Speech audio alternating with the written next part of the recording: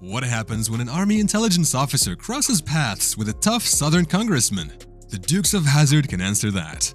This legendary action series is responsible for a number of pop culture icons, from the heroic hood slide, shorts that would forever change fashion, to a car that became the pride of the streets and the air. It was all over the place. So, what was the controversial scene that made the studio decide that the Duke of Hazzard had to come to an end? And, while we're on the subject of endings, how did Duke of Hazzard get its start? The Dukes of Hazzard was a popular television show in the 1970s and 1980s. From 1979 until 1985, the series ranked as high as second in the ratings, with millions of viewers tuning in each week to see the criminal underbelly of rural Hazzard County, Georgia, and the corrupt and inept local police enforcement that kept it in check. Dukes was about two good old boys, cousins Bo Duke and Luke Duke, who were never meant to hurt anyone but were also on probation for moonshining. Bo and Luke were played by handsome young actors John Schneider and Tom Wopat, who got into scrapes with their short shorts-wearing cousin Daisy Duke, Catherine Bach, and tried to elude corrupt County Commissioner Boss Hogg, Sorrel Brooke, and Sheriff Roscoe P. Coltrane, James Best, with the help of their souped-up orange Dodge Charger, the General Lee. In the late 1970s, Southern culture was all the rage in the United States. Millions of Americans were suddenly captivated by movies, TV shows, music, and fads with a Southern flavor. Maybe as a result of the emergence of Georgia peanut farmer turned governor turned president Jimmy Carter. Country music singers such as Kenny Rogers and Dolly Parton made the transition to the mainstream pop charts. Burt Reynolds' Smokey and the Bandit was the fourth highest grossing film of 1977, while The Dukes of Hazzard was a huge smash for CBS. The show was a television adaptation of Moonrunners, a somewhat unknown Southern action comedy that was only shown in a few theaters in 1975. The story revolves around cousins Bobby and Grady Lee transporting illegal moonshine for their uncle Jesse, and the proceedings are narrated by the balladeer, played by Waylon Jennings. In other words, it follows a similar plot to the Dukes of Hazzard, with the primary distinction being that the cousins in the TV program used to run moonshine. The popularity of Smokey led to CBS obtaining the Dukes of Hazzard, despite the fact that CBS chief William Paley feared the network would be a laughingstock if it aired it. Nobody wanted Catherine Bach to play Daisy Duke. Bob Clark produced Moonrunners and knew David Shaw, who was married to actress Catherine Bach in the late 1970s. Despite the fact that the tall, slender, dark-haired performer did not fit the type producers were looking for in Daisy Duke, Clark informed Shaw and Bach that she might want to audition for the Dukes of Hazzard, the TV adaptation of Moonrunners. They were looking for a particular type of girl, lots of blonde hair and an hourglass figure, Bach explained to the Beaver County Times. Her features had already lost her work. She was told she was too exotic for TV and had been passed over for a role on Charlie's Angels. Despite this, Bach was able to obtain an audition with Moonrunners writer-director and Duke's creator G.Y. Waldron, in addition to Warner Bros. The producers and business people were out sick that day, so G.Y. snuck me over to CBS. Bach explained in The Dukes of Hazzard, the unofficial companion, "I got the part before anybody could say no." However, as Warner executives learned about Bach, they complained and attempted to recast Daisy Duke with a new actress. Even though the show had already begun airing, Warner's caved when the show and Bach became popular with viewers.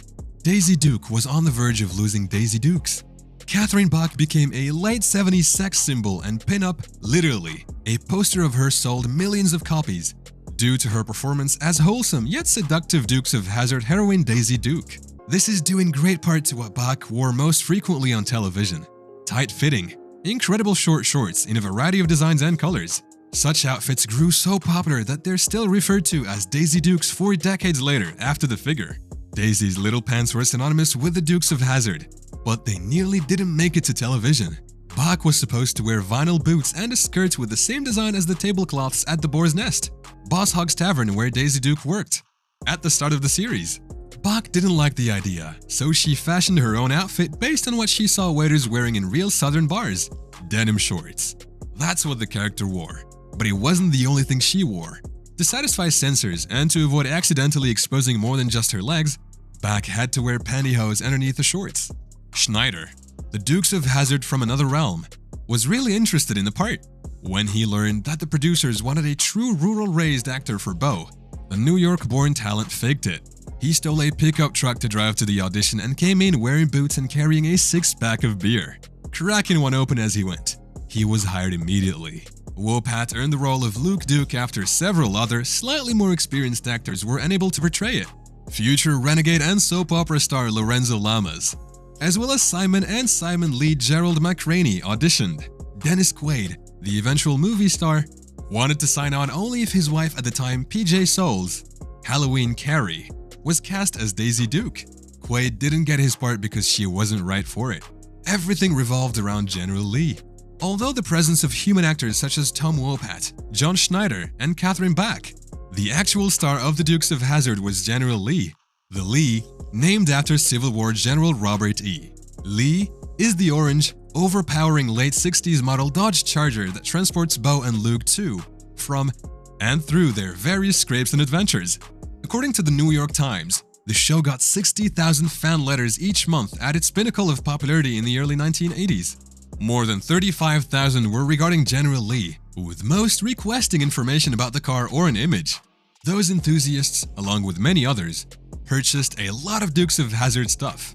Warner Bros. Anticipated that it would sell around $100 million in General Lee toy vehicles and other goods, citing that figure in a lawsuit against Gay Toys, a firm that nearly got away with selling unapproved merchandise featuring the car. Most Dukes episodes featured a stunt with General Lee, such as landing an apparently impossible jump without being hurt.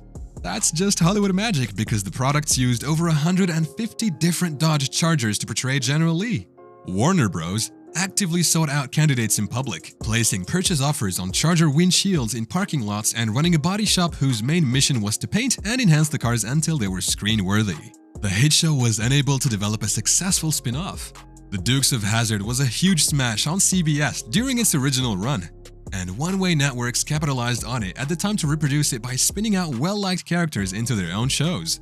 Eno Strait, the good-natured Hazzard County officer played by Sonny Schroyer, was ultimately chosen. In the early third season Dukes episode Eno Straight to the Top, the low-level lawman gets fired after refusing to do Boss Hoggs' bidding and instead helps the Dukes in catching a bank robber, gaining him a job with the Los Angeles Police Department. Eno's, a fish-out-of-water action comedy, premiered on CBS 1 week later. Despite its strong ties to the Dukes of Hazzard, which rated second on television during the 1980 to 1981 season, Enos was a disappointment. CBS did not schedule it before or after Dukes on Friday evenings, but rather on Wednesdays at 8 p.m. against ABC's Real People and NBC's 8 is Enough. Schroyer and his character returned to Hazzard County when CBS canceled Enos after one season of dismal ratings. The lawsuits. According to People, in August 1982, actors Wopat and Schneider filed a $25 million lawsuit against Warner Bros., claiming they were not paid their due share of royalties from the sales of Dukes of Hazzard items such as toys and clothing. The lawsuit was filed before the 5th season of the show began filming.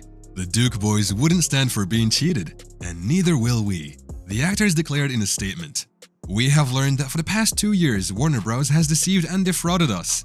We hate to leave the show, but we feel we cannot continue to work for a company that, in our opinion, has cheated not only us but all our fellow actors." Warner Bros. Then filed a countersuit. According to People, Warner Bros. Countersued Schneider and Wopat for $90 million, claiming libel and breach of contract. According to the production company, the performers were attempting to break out of their commitments. The Dukes of Hazzard did not employ new actors to play Luke and Bo, but they did add new roles designed to be replacements. Coy and Vance, Luke and Bo's cousins, arrived in town when Luke and Bo were abroad traveling for NASCAR races.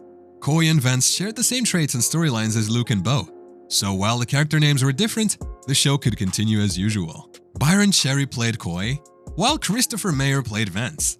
The performers told People in 1982 that they were enthusiastic about their new roles, despite the fact that Mayer was unemployed and Cherry was working as a bartender at the time. "Only in this business can you be an overnight celebrity," Mayer explained. The lawsuits were eventually settled. Unfortunately for Cherry and Mayer, their tenure on the Dukes of Hazzard was brief. The complaints filed by Wopat, Schneider, and Warner Bros. Were dismissed in December 1982, according to a UPI article, and Wopat and Schneider decided to return to the show. "We are especially happy to be returning to our family on the show, whom we have missed very much," the actors said in a statement. "We have good feelings about our return and welcome the opportunity to put the past misunderstandings behind us." Schneider and Wopat made a brief appearance at the end of Season 5, and then returned for Season 6 and 7. Mayor and Cherry's stint on the Dukes of Hazzard came to an end when the original cast members returned. And that brings us to the end of today's video. If you enjoyed the video, hit the like button, subscribe to our channel, and hit the notification bell if you are new to this channel to be notified when we upload more content.